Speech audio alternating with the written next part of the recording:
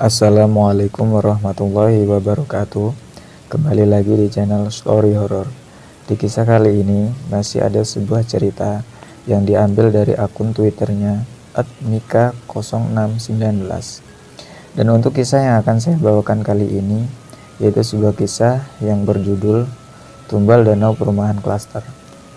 Sebelum masuk ke ceritanya, tekan dulu tombol like video ini dan jangan lupa tekan juga tombol subscribe channel ini dan nyalakan juga lonceng notifikasinya agar kalian tidak ketinggalan cerita-cerita baru dari channel ini. Dan bagi teman-teman yang ingin membaca langsung ceritanya, nanti silahkan teman-teman kunjungi saja linknya yang nanti akan saya sertakan di kolom deskripsi video ini. Dan seperti apa untuk kisah kali ini, langsung saja kita simak video berikut ini.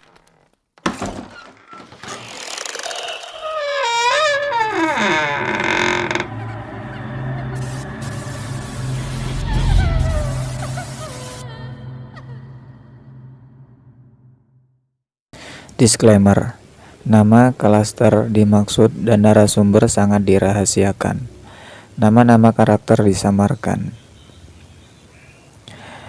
Halo Mas Ray, apa kabar? Sapa saya. Elo, kabar baik gua. Baru kelihatan nih bro, kemana aja? Jawabnya lalu balas bertanya. Iya mas, keliling kemana-mana. Akhirnya balik kandang juga nih. Biasalah kehidupan, jawab saya sambil terkekeringan. Siang itu saya sedang berjalan-jalan dengan mengendarai motor berboncengan bersama teman. Sudah 5 bulan terakhir saya bantu-bantu di CV-nya, yang bergerak di bidang kontraktor sebagai freelance. Saya punya sedikit keahlian di bidang review dokumen legalitas dan manajemen resiko. Sasaran saya dan teman saya siang itu adalah meninjau langsung ke sebuah proyek perumahan klaster terkait rencana pekerjaan pengecoran jalan dan juga parit. Memang belum tentu kami yang mendapat pekerjaannya. Masih harus mengadakan pendekatan kepada pihak developer klaster tersebut. Namun tidak ada salahnya toh melihat-lihat terlebih dahulu. Perumahan klaster itu terbilang masih baru. Mereka mulai menjual unit di pertengahan tahun 2016. Awalnya developer hanya menjual perumahan model townhouse yang hanya terdiri dari 14 unit rumah. Ternyata laris manis dengan cepat. Akhirnya mereka membebaskan lahan yang tak jauh dari lokasi townhouse untuk membangun perumahan tipe klaster. Mas Ray yang saya sapa itu adalah teman satu komplek perumahan dengan saya. Dia di perumahan klaster itu bekerja sebagai security atau satuan pengamanan. Usianya terpaut 10 tahun di atas saya. Saya sendiri baru sebulan ini pulang ke kota di mana saya dibesarkan setelah mengelana ke beberapa kota mencari penghidupan. Siang itu saya menghampiri Mas Ray yang sedang bertugas jaga di pos gardu depan. Lalu 3 orang bocah kecil seumuran usia sekolah dasar berjalan ke arah gerbang perumahan. Ayo, mau pada kemana nih? Sana-sana pulang. Mau ke bapak om, di sana lagi mancing.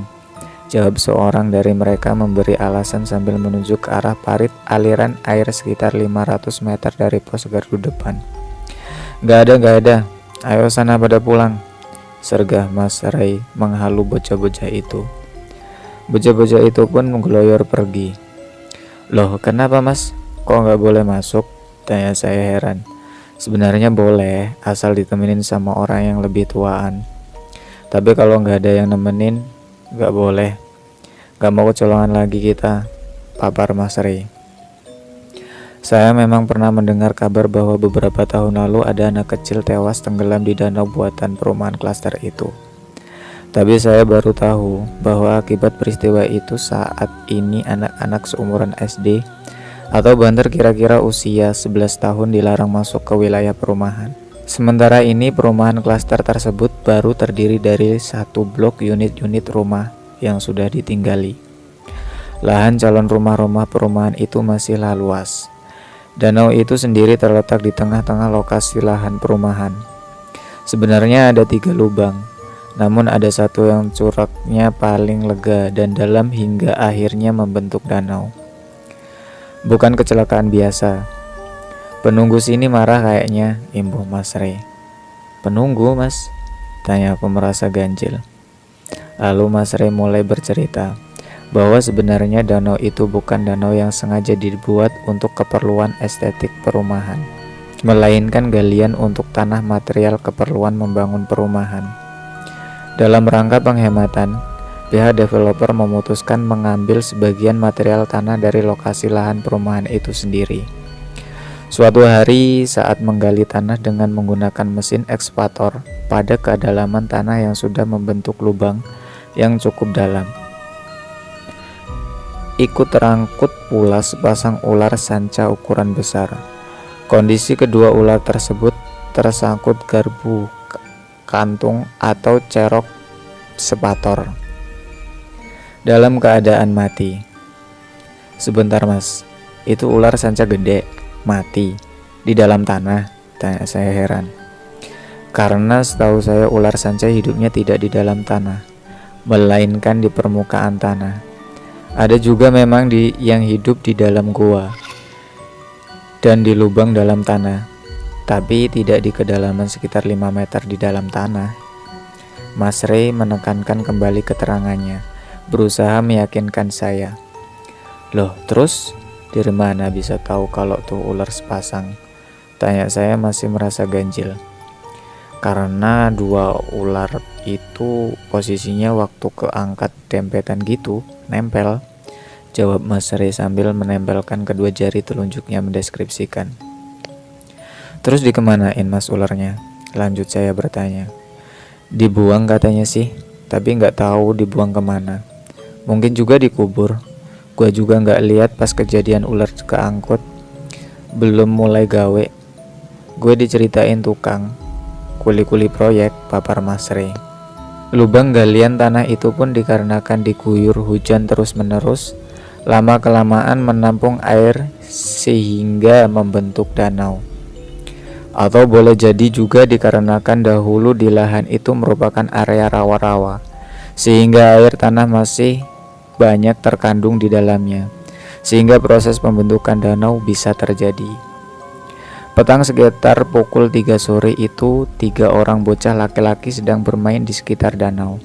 Sebagai catatan, air danau berwarna tidaklah jernih, melainkan keruh kecoklatan. Mereka bermain lempar batu. Siapa yang lemparannya terjauh, dialah pemenang. Setelah beberapa putaran lemparan, salah seorang dari mereka merasa sanggup melempar batu paling jauh, bahkan bisa sampai ke sisi danau di seberangnya, melampaui lebar danau. Ia lalu mengambil ancang-ancang mundur 5 langkah, kemudian berlari kecil menuju posisi awal dengan maksud akan melepas batu. Rupanya dia berpikir akan mendapat daya lempar lebih kuat dengan cara demikian. Namun tak dinyana, dia malah kepleset dan tercebur ke danau dikarenakan tanah sekitar bibir danau licin. Si bocah yang masuk danau itu terlihat berusaha menggapai pinggiran danau dengan gerakan kecipakan yang terlihat asal dikarenakan panik. Anehnya tubuhnya malah bergerak menjauh dari pinggiran danau. Seorang temannya melihat temannya yang tercebur itu nekat mencemplungkan diri ke danau dengan maksud hendak menolong. Lalu ia terlihat bisa bergerak berenang mendekati temannya yang kecipakan panik. Kemudian ia merangkul temannya. Namun dikarenakan si bocah si penolong juga belum handal dalam berenang, ia sambil merangkul temannya membuat dia sendiri kepayahan. Terlihat dua bocah itu timbul tenggelam berdua. Posisi mereka tidaklah terlalu ke tengah, sudah sekitar 3 meter dari pinggiran danau. Si bocah penolong mendorong temannya itu sehingga tubuhnya semakin dekat ke pinggir danau. Kemudian ia berhasil meraih semak-semak perumputan yang tumbuh di pinggiran danau. Lalu teman yang satunya membantunya menarik sehingga dia akhirnya bisa keluar dari air. Tak lama kemudian, kedua bocah itu menyadari bahwa seorang temannya masih di danau. Namun saat perhatian mereka kembali ke danau, mereka tidak melihat keberadaan temannya itu. Teriak mereka berdua memanggil-manggil temannya. Yang dipanggili tak menyahut. raib begitu saja. Kini mereka berdua bertangisan di bibir danau, khawatir dan takut sesuatu yang buruk menimpa temannya. Kedua bocah itu lalu berlari ke arah depan dengan maksud menghampiri pos gardu security. Saat itu yang sedang tugas jaga di pos adalah Pak Jono, pemimpin security. Saat kedua bocah panik itu melaporkan apa yang terjadi dengan sigap, Pak Jono berlari menuju danau. Kedua bocah itu berlari mengikuti di belakangnya. "Di mana tadi kejeburnya?" tanyanya pada kedua bocah itu. "Di sana, Pak," kata seorang menunjuk ke satu lokasi. Lalu mereka menghampiri lokasi yang dimaksud. Pak Jono melepas sepatu dan mengeluarkan telepon genggam dari saku celananya, kemudian diletakkan di pinggir danau lalu terjun ke danau. Pak Jono menyelam, kemudian muncul ke permukaan untuk mengambil nafas, kemudian kembali menyelam. Begitu terus, setidaknya 5 kali di radius sekitar si bocah tenggelam sebagaimana penuturan kedua teman bocah tenggelam itu. Tapi sia-sia, ia tidak menemukan si bocah. Pak Jono lalu berenang menepi, ia naik kembali ke pinggir danau, kemudian meraih telepon genggamnya. Ia menghubungi Mas Rey. Tak lama kemudian Mas Rey datang bersama beberapa orang lainnya. Ada bersamanya beberapa tukang kuli proyek. Kemudian Pak Jono kembali masuk ke dalam air. Kali ini bersama 2 orang lainnya. Mereka meluaskan lokasi pencarian. Mas Rey tidak turut mencebur diri. Dia mengelilingi danau beberapa kali dengan harapan melihat tanda-tanda bocah yang tenggelam. Mas Rey kemudian menghampiri kedua bocah tadi. Ia menanyakan beberapa hal, di antaranya di mana rumah mereka, apakah kenal dengan orang tua temannya yang tenggelam itu. Ternyata memang mereka tinggal berdekatan di pemukiman sekitar proyek perumahan klaster, istilahnya di kampung sebelah. Lalu Mas Rey menyarankan agar mereka memanggil orang tua dari bocah yang tenggelam. Waktu sudah menunjukkan pukul 5 sore. Bocah-bocah yang diminta Mas Rey untuk memanggil orang tua bocah yang tenggelam sudah berada di lokasi danau. Adalah si ayah bocah yang tenggelam bersama beberapa orang lain yang menyertai mendatangi danau di mana dilaporkan anaknya tenggelam. Si ayah dan orang yang menyertainya kemudian memanggil-manggil nama anaknya. Si ayah dan orang yang menyertainya kemudian memanggil-manggil nama anaknya, berharap anaknya menyahutnya. Namun tidak ada sahutan jawaban dari si anak. Kemudian si ayah ikut terjun ke danau mencari anaknya.